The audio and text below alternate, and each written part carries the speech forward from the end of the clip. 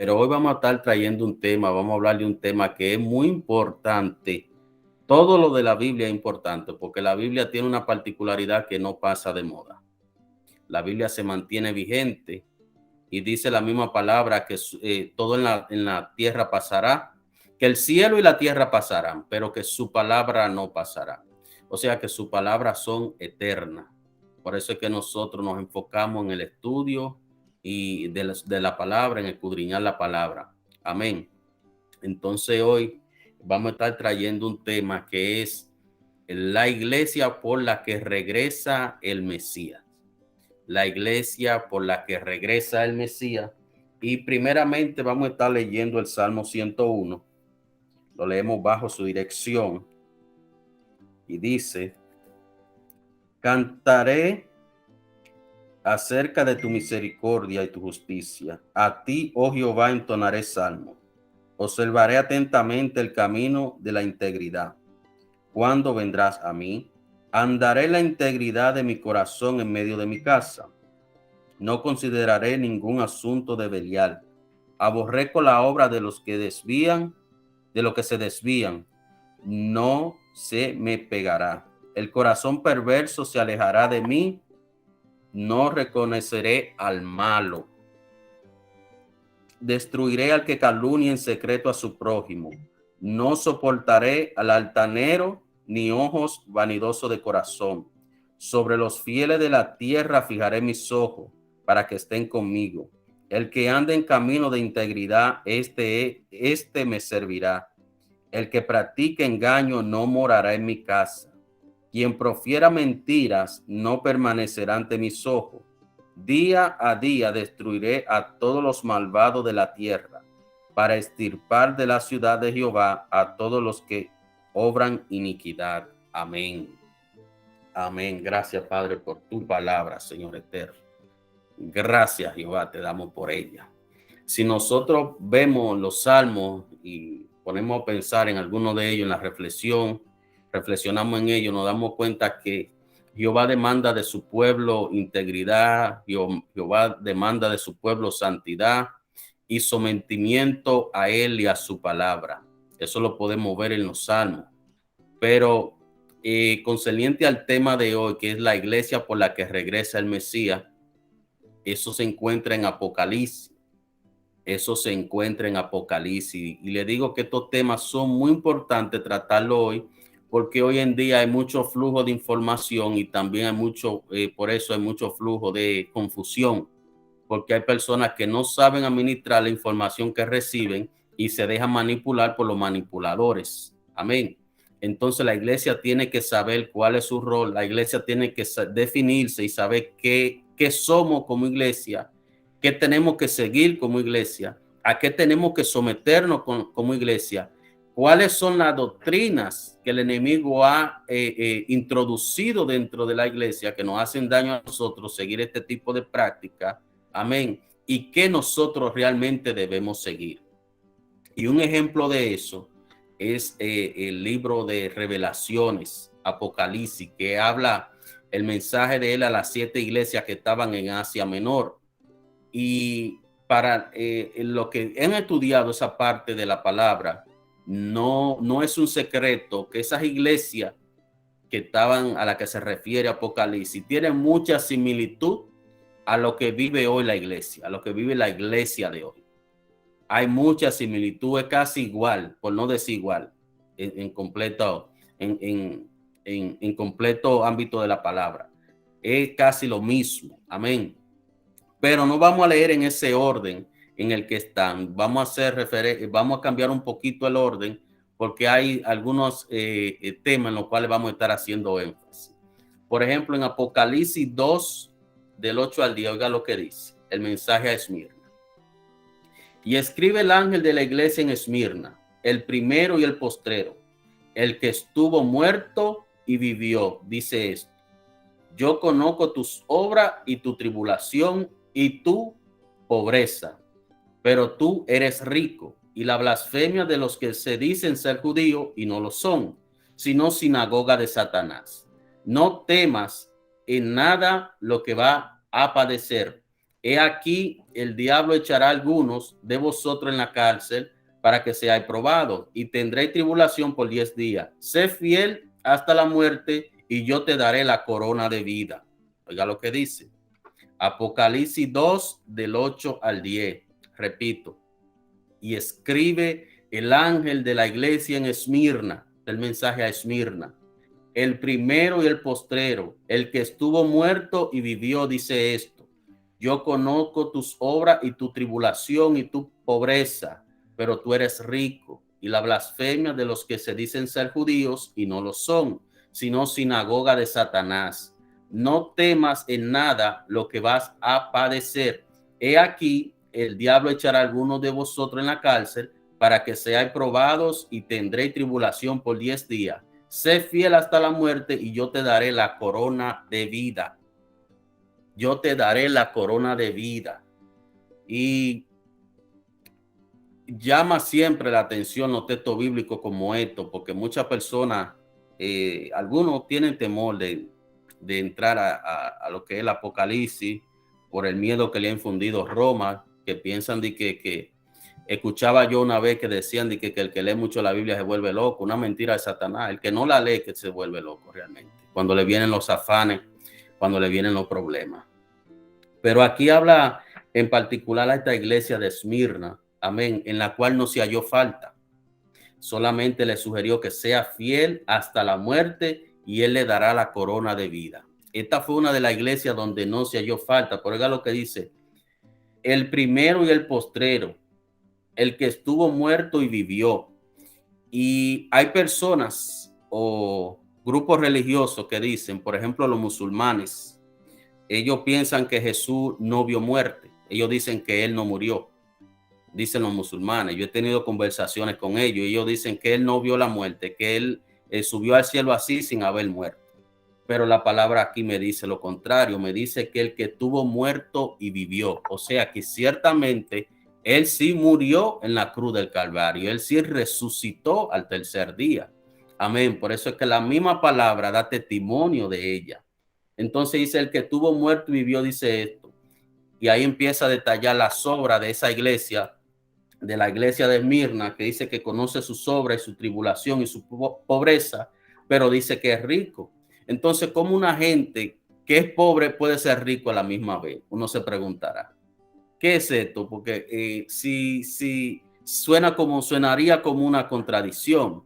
Amén. Conozco tu obras y tu tribulación y tu pobreza, pero tú eres rico. Amén.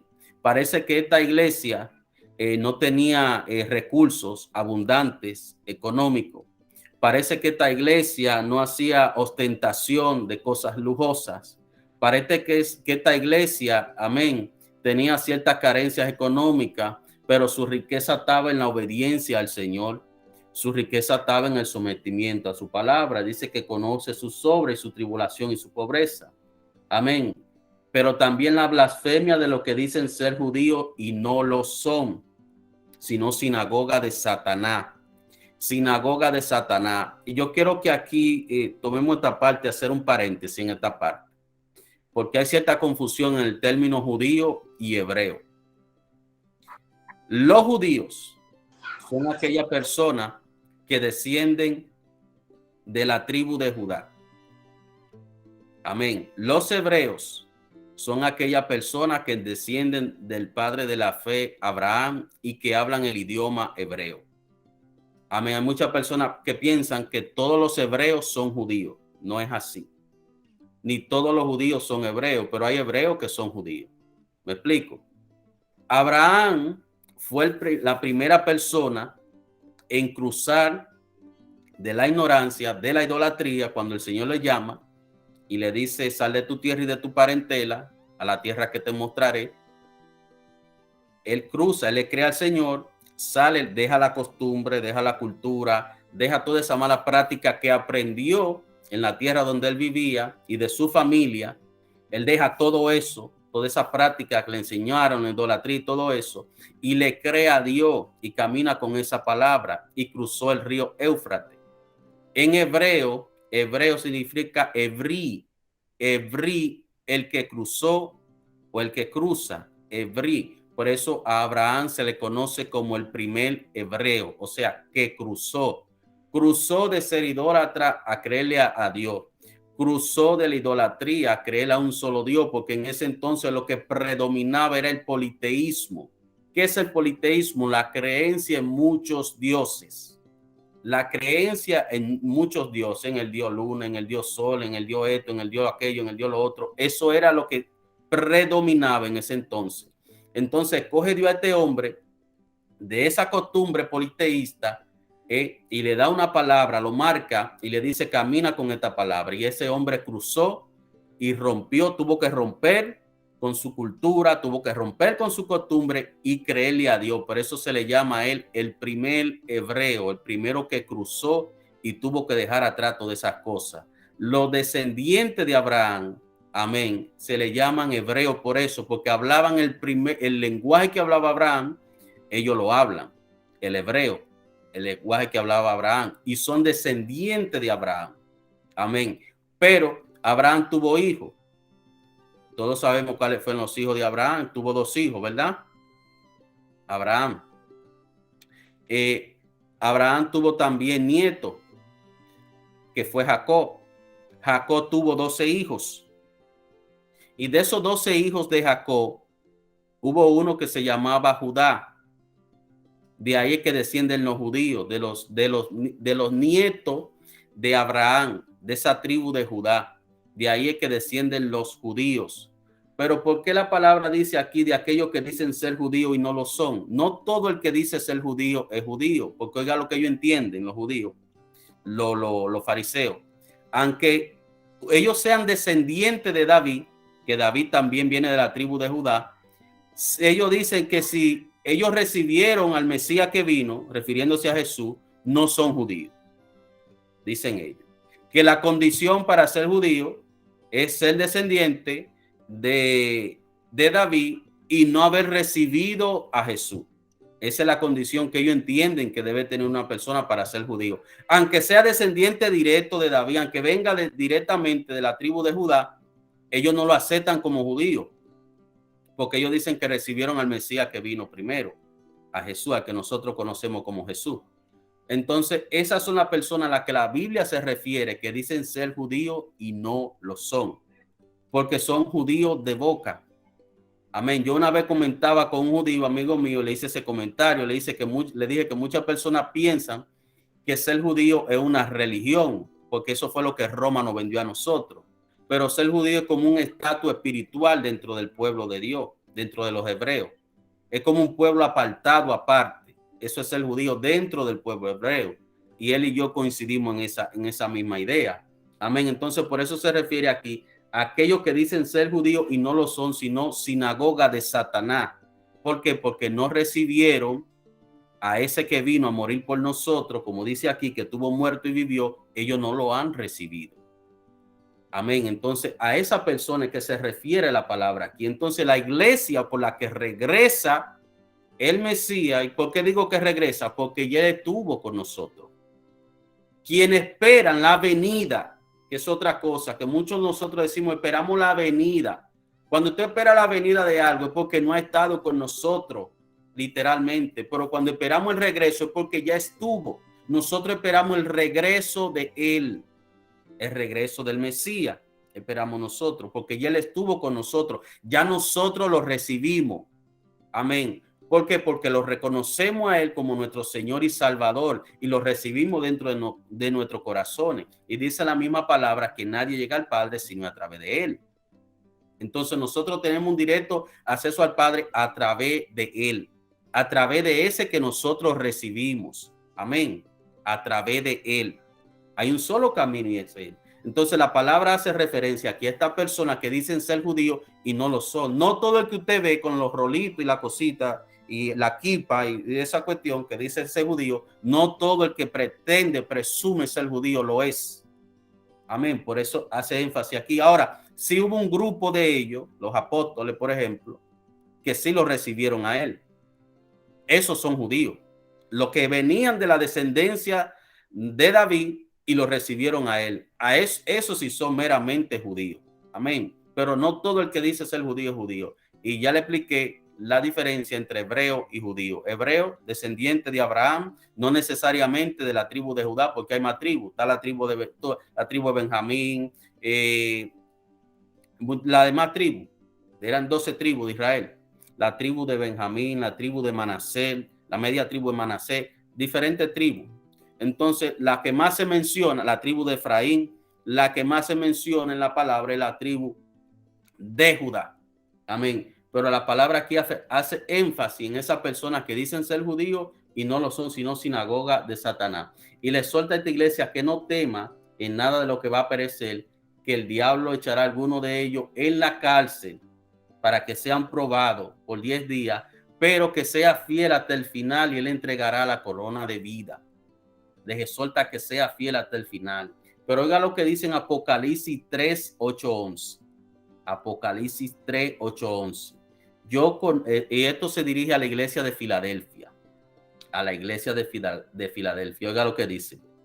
Yo conozco tus obras. He aquí he puesto delante de ti una puerta abierta, la cual nadie puede cerrar. Por eso él mismo se describe en Apocalipsis como el que abre y nadie cierra, como el que cierra y nadie abre. Cuando él abre una puerta, no hay demonio, no hay diablo, no hay nadie que la pueda cerrar, porque fue el que la abrió. Fue él que la abrió y nadie está por encima de la autoridad de él. Él es soberano y su reino domina sobre todo. Entonces dice aquí, yo conozco tus obras y he aquí he puesto delante de ti una puerta abierta, la cual nadie puede cerrar.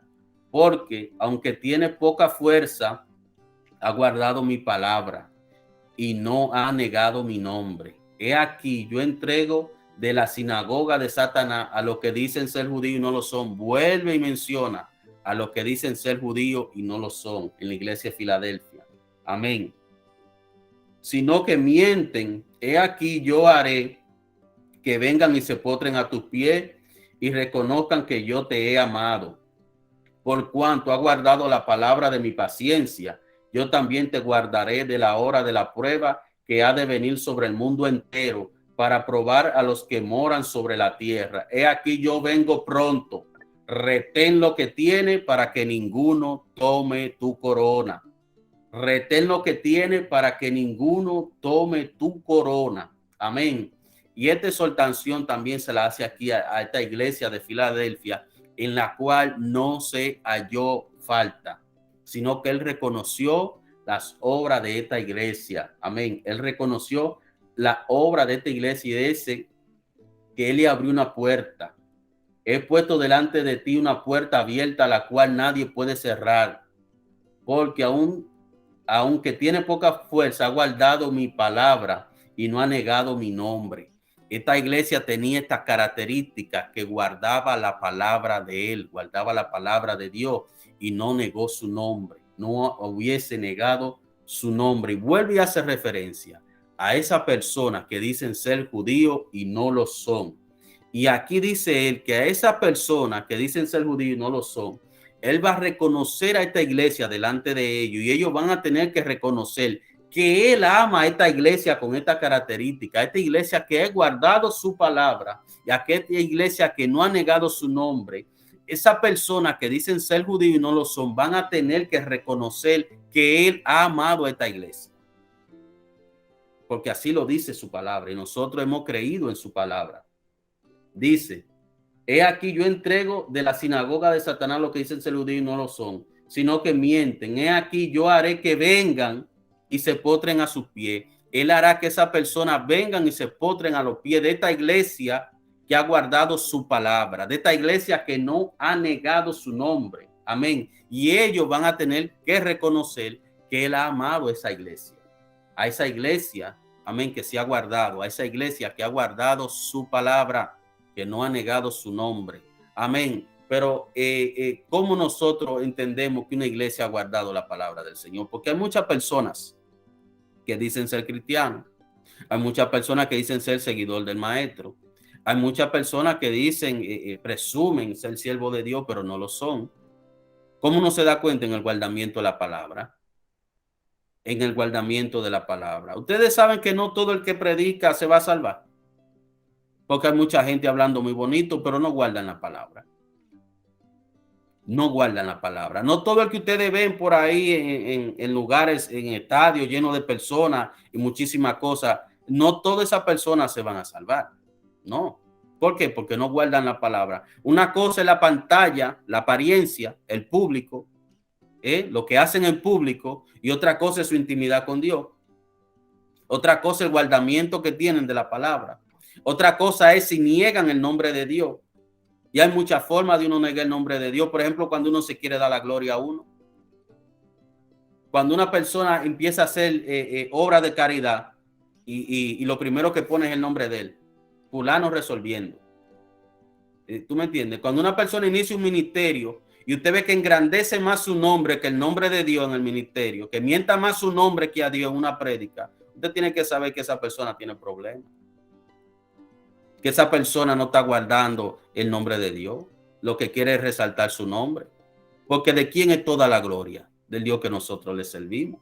No es de ninguno de nosotros. Entonces, esta iglesia, con esta característica de esta iglesia de Esmirna y con la característica de esta iglesia de Filadelfia, esa es la iglesia por la que regresa el Mesías. Esa es la iglesia por la que regresa el Mesías. Amén. Por esa iglesia que aunque aparente ser pobre, que aunque no tenga muchos lujos, que aunque no tente cosas espaciosas, amén, se mantiene íntegra delante de Dios. Su riqueza la ha acumulado en el cielo. Por esa iglesia que no anda predicando el evangelio de los panes y los peces.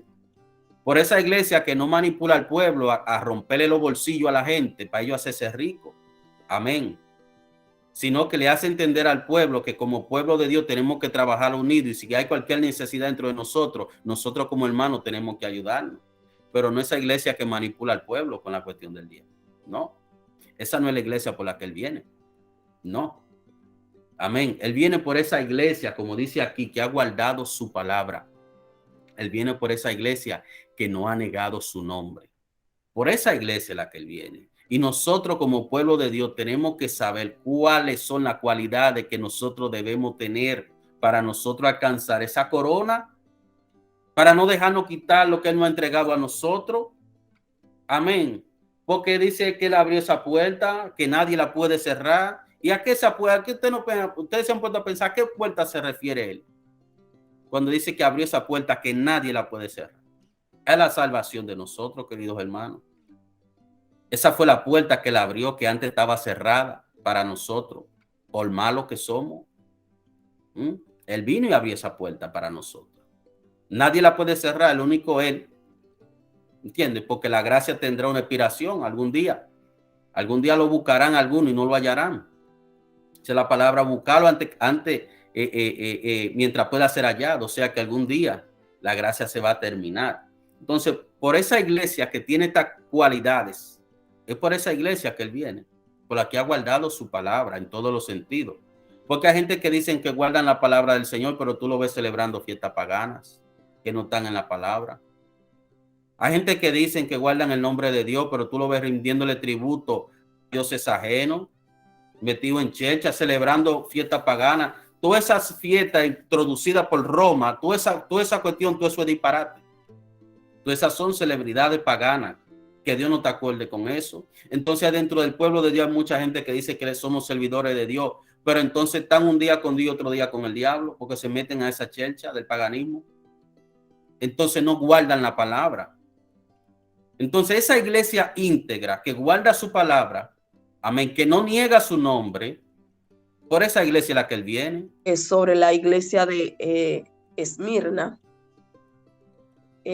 La ciudad de Esmirna era una ciudad ubicada en la provincia romana de Asia. Era una ciudad que fue destruida por completo por los babilonios en el año 627 a.C., pero fue reconstruida y levantada nuevamente por los griegos. La construyeron un templo romano en honra a Tiberio, según los historiadores. Era una ciudad muy linda y por eso le decían la perla del mal a la ciudad de Esmirna. Y hay un dato que me llama mucho la atención, muy curioso, y es que el nombre de Esmirna significa mirra. Pues seguramente había muchos árboles que producía este perfume, el cual era utilizado para la preparación de los cadáveres. Ustedes saben que es algo poderoso, porque realmente ese perfume tiene que salir del creyente. Nosotros como iglesia, nosotros estamos para perfumar, no para llevar hediondez a esos cadáveres que andan por ahí sin Dios y sin esperanza, a esa gente que no tienen forma de estar aquí como estamos nosotros en este momento, aquella persona que el enemigo le tiene la mente entenebrecida, que quisieran levantarse y no pueden, que quisieran tener un encuentro con el Señor y el enemigo le tiene los 5 sentidos atados. Y para aquellos que dicen que nosotros debemos de andar siempre, como dicen, de que en abundancia, de aquellos que predican prosperidad. Le tengo una noticia y dice que la iglesia de Mil estaba sufriendo por 3 motivos. Número 1, angustia, persecución. Número 2, y aflicción. Ese era el sufrimiento de ella. Angustia, persecución y aflicción. Esa gente agarraban todos esos hermanos en aquel tiempo y en el Coliseo romano hacían antorcha con los cráneos de ellos. Oigan lo que hacían con esa gente, con aquellos que decidieron servirle a Cristo, con aquellos que dijeron, aquí estoy, aún en medio de la aflicción, de la angustia, estoy aquí. Pero hay otro dato y es que ellos, aún estando así, en esa condición, ellos hacían obra de caridad. O sea que no hay excusa tampoco. Uno puede que no tenga nada, pero de lo que tú tienes que dar. Porque hay uno que siempre tiene menos que tú. No hay excusa. Nosotros como iglesia debemos de tener eso pendiente. Porque está bien, la obra no es que nos salva. La Biblia dice que la fe sin obra es muerta y la obra también sin la fe es muerta. La obra no nos salva, pero nosotros estamos aquí para llevarle la palabra acompañada a aquella persona que se encuentran en diversas situaciones que ya nosotros también hemos pasado por ahí. Esa es la iglesia que el Señor viene a buscar. No es una iglesia próspera y en abundancia que el Señor viene a buscar. Oigan lo que dicen: aflicción, persecución y angustia. Estaban pasando por eso. Y bíblicamente el creyente vive bajo esas 3 etapas. Llegan días y tiempos de refrigerio porque el Señor está con uno y claro está. Pero esa gente vivieron una vida bien tremenda y por eso nosotros hoy podemos hablar de ello. Si nosotros partimos de esta tierra, ¿qué se va a decir de nosotros? Nosotros tenemos que saber qué se va a decir de nosotros, lo que se va a escribir de nosotros, qué se va a hablar de nosotros. Así como se habló de ellos, así nosotros tenemos que procurar que también se hable de nosotros, pero con gracia, en el nombre poderoso de Jesús. Filadelfia, es como dice, era una iglesia fiel, pero era un lugar que era sacudida por terremoto. Y a pesar de todo lo que pasó, todo lo que pasaba en aquella tierra que era sacudida, ellos mantenían su fe. Ellos nunca soltaron eso. Y el Señor le dice a través de Juan que reteniera lo que ella tenía, que era que nadie le robara su corona, que era mantener la fe que había en ellos, que aunque quizá tenía poca fuerza, como dice la palabra, pero tenía más que las otras 6 iglesias. Entonces, por eso era la iglesia fiel. Y también, en una ocasión, yo escuché un señor que, como usted dijo, hermano Vladimir, que hay muchas personas que predican, pero a veces están equivocados. Y esa persona, cuando yo le escuchaba predicando ahí en la calle, él le decía a la gente, que si no, te vas para el infierno, mandaba mucho a la gente al infierno. Y yo decía, Dios mío, pero en vez de ganarse la persona, lo que le está llamando así y mandando a la gente para el infierno. Y a mí en una ocasión me operan y rebajé a 87 libras. Yo parecía un cadáver. Y yo conocí a ese señor y él me dijo a mí, mira, sal de ese pecado, que el pecado te ha consumido sin saber por el proceso por el cual yo había pasado. Y yo nada más decía, Señor, perdónalo, porque él sin saber por lo que yo pasé, yo duré 29 días en un hospital sin comer. Yo vine a comer a los 2 meses. Y yo dije, Señor, perdónalo, yo lo perdono. O sea, y cada vez que yo lo veía, él me atacaba sin yo hacerle nada a ese señor. Y siempre andaba aquí en Granja, sé que al hospital por ahí predicando. Y yo decía, Señor, perdónalo, ayúdalo, sácalo de ese error.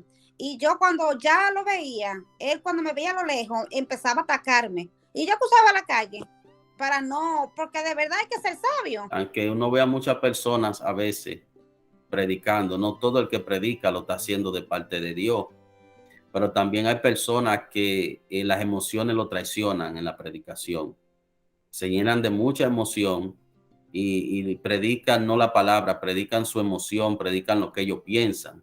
Entonces es un error que cometen muchas personas y uno tiene que procurar no caer también en esa práctica. El evangelio es amor, el evangelio es conciliación. El evangelio es darte una palabra de aliento al necesitado, darle una palabra de libertad al cautivo. El evangelio no es una secta excluyente, como muchas personas interpretan que es. El evangelio no es acusar a la demás persona, es a decirle al que ha caído, si tú reconoces ante Dios, no ante mí, que soy un pecador igual que tú, ante Dios, tu debilidad y tu pecado, Él te perdona. Ese es el evangelio. Pero también, como decía la pastora Kirsi, cuando nosotros tengamos la posibilidad, ayudemos al que necesita. Ayudemos al necesitado. Amén. Porque hay muchos que predican de boca, pero se quedan ahí nada más en la boca y no cometen acción. Muy bonito, tremendo mensaje. Pero ve a ver, no le dan lo de ellos a nadie. Ni ayudan a nadie. Ni nunca le han hecho un favor a nadie. Entonces de boca es muy bonito el asunto. ¿Entiendes? Pero vamos a los hechos. Por eso es que la palabra dice, por su fruto lo conoceréis. Por su fruto lo conoceréis. Amén. Pues esta iglesia, tanto la de Esmirna y la de Filadelfia, es el modelo de iglesia por la que regresa el Mesías. Porque en las otras iglesias se halló falta y hubo una corrección. Por ejemplo, en Éfeso dice, pero tengo contra ti que ha dejado tu primer amor. Pero tiene esto, que aborrece a los nicolaitas, los cuales yo también aborrezco. La iglesia de Éfeso hubiese dejado su primer amor. Y así hay muchas personas dentro de nosotros que han dejado el primer amor. Hay muchos hermanos que a nosotros nos da pena. Hay muchos hermanos que a nosotros nos da lástima ver la situación en la que han caído. Hay muchos hermanos que han caído en la trampa, en el lazo del cazador, que han caído en la confusión, en la frialdad. Amén. Y han dejado su primer amor. Ya no tienen ese fervor como antes. Ya no tienen ese fuego como antes. Ya no tienen esa búsqueda como antes. Ya se desvían detrás de otras cosas. Amén. Y algunas personas, cuando Dios lo usa, entonces cambian su mundo, cambian su búsqueda. Ya no oran la hora que oraban antes, porque ellos entienden que ya están por encima de todo el mundo y dejan atrás el primer amor. Entonces ahí viene Satanás y le hace un lío tremendo que lo hace caer. Ahí viene la frialdad, ahí viene el frío en ellos. Entonces quieren forzar los dones no se forzan, los dones salen solos. Entonces incurren en la adivinación y en el recurso de la mentira muchas veces para ellos pretender quedar bien, que no es que quedan bien, porque el Espíritu Santo da testimonio de él y le deja saber a una persona cuando alguien está siendo dirigido por Dios y cuando no. Entonces hay personas que han abandonado el primer amor y quieren seguir en los altares, forzando situaciones, amén, confundiendo personas, lo que traen no lo están trayendo de parte del cielo, lo están trayendo de ellos propios, de su propia concupiscencia, de sus propias conclusiones. Pero hay algunos que han abandonado el primer amor y se encuentran acorralados en un lado, asustados, acorralados totalmente por el enemigo en un rincón, que no salen de ahí. Dice, ¿cómo yo me paro de esta? Pero si tenemos un Dios que nos perdona de por Dios. No es que con eso uno va a justificar el pecado, no es que con eso uno va a justificar la falta, pero dice su palabra que para siempre es su misericordia. Amén. Que para siempre es su misericordia. Entonces, si caemos, no es para que nos quedemos ahí en el piso. Tenemos a alguien que siempre está dispuesto a perdonarnos. Amén. Siempre y cuando reconozcamos delante de él nuestra falta. Entonces, hay muchas personas que han abandonado el primer amor por eso. ¿Por qué? Porque viene el dedo acusador del religioso a decirle, tú en la condición como tú estás, el diablo a ti te va a llevar. Tú no sirves para hacer tal trabajo. Tú estás descalificado ya para ser un siervo de Dios. Ya tú no puedes esto, viene el dedo acusador del enemigo. Y entonces lo que hacen es que alejan más a esa persona que han caído del camino, porque esa persona, aparte de la culpa que Satanás le hace, que Satanás lo culpa de maldad, para que se sientan avergonzados y para que entiendan que que no hay solución en su vida, vienen también algunos hermanos que yo les llamo, ¿cómo es? Sepultureros espirituales, a acusarlo también, que no tienen medio peso de misericordia, los sepultureros espirituales. Medio peso de misericordia no tienen. Ellos viven acechando al hermano que cae, para acabar con él definitivamente, para destrozarlo definitivamente. Los sepultureros espirituales, ellos viven al acecho. Entonces la palabra a mí me dice lo contrario, que le demos la mano al que cae, que oremos por esa persona débil, que lo ayudemos a levantar, a ese tipo de personas, que no nos creamos porque el hermano cayó, que nosotros no vamos a caer, porque dice la palabra, el que esté firme, mire que no caiga. Entonces esa gente que ha abandonado el primer amor, a mí en lo personal, yo siento a veces mucha pena de ellos, porque yo sé que están en la mentira y tienen que retornar a casa, a redil del buen pastor de donde salieron. Y por eso nosotros oramos con frecuencia por esos hermanos de nosotros que han abandonado el primer amor, pero también nosotros, cuando vengan esas tentaciones del maligno, no abandonemos el primer amor. Mantengámonos con ese amor ferviente en él. No dejamos que Satanás nos confunda la mente ni nos venga con mareíto extraño. ¿Tú me entiendes? Pecamos. Dice la palabra que el justo peca 7 veces. Pidamos perdón y sigamos hacia adelante. Sí, no nos arrinconemos en un lado a la grito. No. Esa no es la iglesia por la que viene, por la que regresa el Mesías. No, no, Señor, no. Levantémonos uno al otro y sigamos hacia adelante. Amén. Porque así lo dice la palabra. Retén lo que tiene para que ninguno tome tu corona. Lo que él entregó a nosotros es para que nosotros lo retengamos. Para que nadie venga a quitarnos lo que él nos entregó a nosotros. De guardar el primer amor. La persona que se encuentran en esa condición realmente no le duele a nadie. Ellos hablan de lo que está lleno en su corazón. Y una persona que no tiene amor, lo que va a hablar son palabras hirientes y lo que va a decir cosas de destrucción sobre el otro. No se conduele de nadie, no le duele nada ni nadie. Por eso es que hay que tratar de mantenerse en los brazos de papá, en los brazos del padre, buscando presencia por encima de todo, por encima de las aflicciones, por encima del problema, por encima de la calumnia, de la crítica, de todas esas cosas que tienen que acontecernos a nosotros como creyentes, y mantenernos firmes en el nombre poderoso de Jesús. Y si hay alguno que está pasando por esa condición, hacer lo que hizo un bombero en el 911.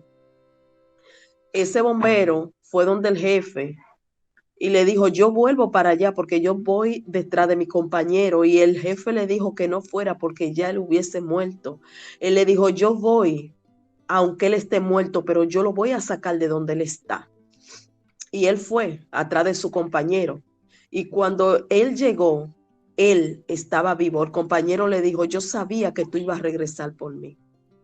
Santo, aleluya. Hay alguien que tiene que regresar por alguien que se cayó, por alguien que está herido, por alguien que lo hirieron en combate, por alguien que el enemigo lo ha marcado. Tiene que regresar, darle la mano, levantarlo en el nombre poderoso de Jesús de Nazaret, porque así mismo nosotros vamos a querer que lo hagan con nosotros en el nombre poderoso de Jesús. La Biblia dice que con la vara que tú mides, tú vas a ser medido. Entonces nosotros tenemos que actuar en misericordia, que fue lo que Jesús nos dejó, esa enseñanza a nosotros, de que actuemos bajo la misericordia, creyendo que un día podemos ser nosotros, no pisoteando y matando al que cometió una falta, al que cometió un error. Claro está, nosotros no estamos para estarnos cayéndonos y levantándonos, no, pero tenemos que orar, llegar con ese equipaje de primeros auxilios espiritual, donde aquellos que se encuentran en esa condición, en el nombre poderoso de Jesús. Los nicolaístas. Amén. Y hemos investigado un poco sobre esas personas, los nicolaístas, y hace referencia a un diácono de esa iglesia que se formó, de la iglesia católica que se formó, de los que secuestraron la palabra y le introducían al catolicismo. Hubo un tigre de eso que se llamaba Nicolás, entre otros cuantos, eran unos cuantos, yo creo que eran como 7 diáconos, y hubo uno de ellos que se llamaba Nicolás, que introdujo esa doctrina de nicolaíta. ¿Cuál era esa doctrina? La que inducía al pueblo a hacer la práctica esa de Balaam, a inclinarse a dioses ajenos, amén, a comer comida sacrificada a los dioses y a introducir la perversión dentro del pueblo, la perversión sexual. Ellos practicaban eso, los nicolaístas. Y todos sabemos lo que hizo Balaam. Balaam lo mandó a buscar para maldecir al pueblo de Israel cuando el pueblo de Israel estaba en Moab. Y no lo pudo maldecir. ¿Por qué no lo pudo maldecir? Porque ese entonces el pueblo no estaba en pecado, el pueblo se mantuvo íntegro delante de Dios. Dijo, yo no lo puedo maldecir, le dijo a Balaam. Y Balaam dijo, ¿por qué tú no puedes maldecir? Porque yo no puedo, él no podía sobrepasar la soberanía de Dios, y Dios no le permitió maldecir al pueblo de Israel. Porque le dijo, no se ha hallado en Israel corrupción. O sea, que en Israel él no lo pudo maldecir porque el pueblo en ese entonces se mantuvo íntegro delante de Dios. ¿Qué nos enseña eso a nosotros? Que cuando nosotros andamos en integridad delante de Dios, cuando nosotros no adoramos cosas extrañas, sino que nuestro corazón está puesto en Él, no hay forma que el enemigo caiga una maldición del enemigo sobre nosotros. No la hay. No hay forma de eso. Entonces, Balaam no pudo maldecir al pueblo de Israel en ese entonces. Entonces, ¿qué hizo él? Dijo, mira, Balaam, yo no puedo maldecir al pueblo, pero oye lo que te voy a decir. Yo sé la forma cómo hacerlo caer.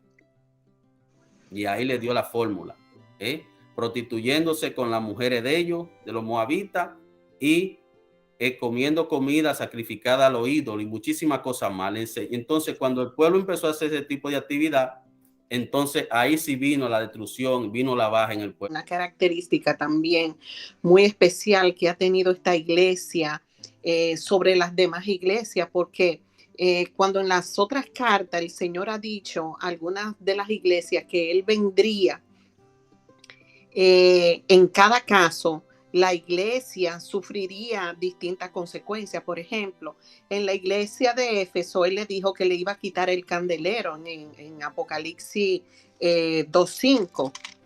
En la iglesia de Pérgamo le dijo que pelearía contra ellos en Apocalipsis 2:16. Y en la iglesia en Sardis, Él le dijo que vendría sobre ellos como ladrón en la noche en Apocalipsis 3:3.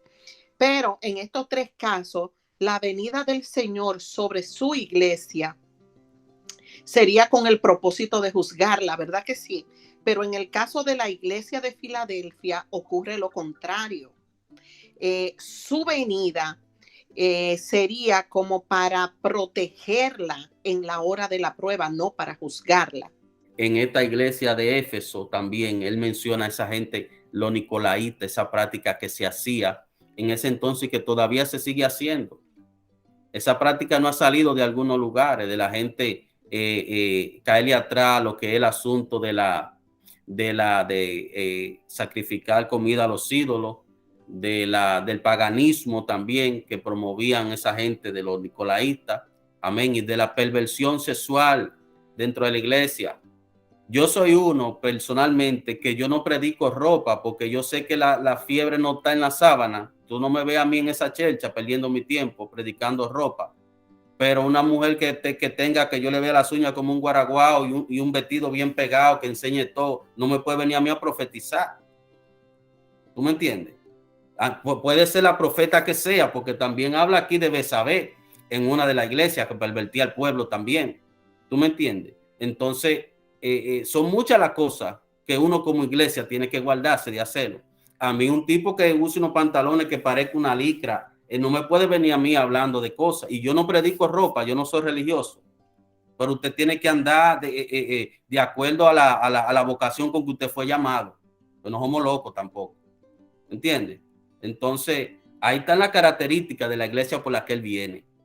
Y nosotros como pueblo de Dios tenemos que seguir este patrón y aplicárnoslo a nosotros como iglesia. Porque uno no viene a estos caminos a perder su tiempo. Uno quiere ser salvo. Y si la llave está ahí, las instrucciones están ahí, vamos a aplicárnoslas a nosotros mismos. Porque no es de balde que eso se escribió. Es para que nosotros lo aprendamos y lo vivamos dentro de nosotros. Y andemos con esa palabra y caminemos con esa palabra. Porque de qué nos vale durar el tiempo que duremos aquí adentro. Entonces, que no haya una mejoría dentro de nosotros. Que no haya un avance espiritualmente dentro de nosotros. Amén. Y lo que está dentro de nosotros se refleja afuera de nosotros.